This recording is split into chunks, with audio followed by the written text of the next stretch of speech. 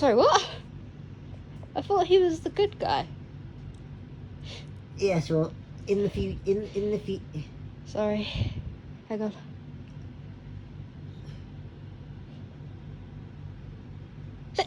Let's see. Sorry, You know how we've established the Back to the Future? It's the Back to the Future rules of time travel. You don't just disappear like that. The kind of leftovers, or as they call them, the time remnants of you, take time to fade. Let's see.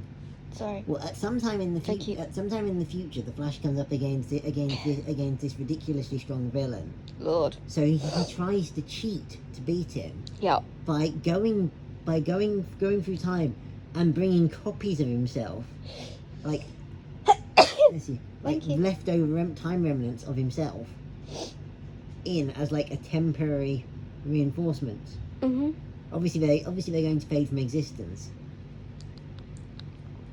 One of them doesn't. One of them finds a way to cling on by going ridiculously far back in time.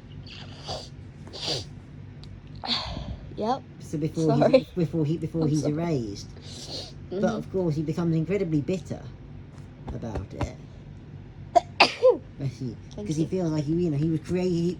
Feels like he was just intended just to be disposable, and so he becomes incredibly bitter. And goes back to way back in time, like the beginning of civilization. Right. Right. Sorry. And he ends up becoming the villain. You'll be able to have this conversation soon, I swear. I'm sorry. He ends up becoming the villain that he was created to fight.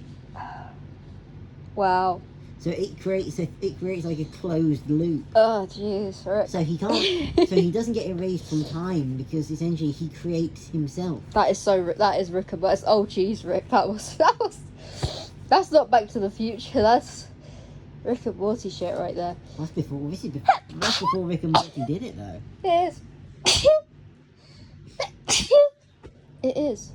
So yeah, so you end up with a closed loop. So even though eventually, obviously, he is going to die, he always exists because he's created in a loop.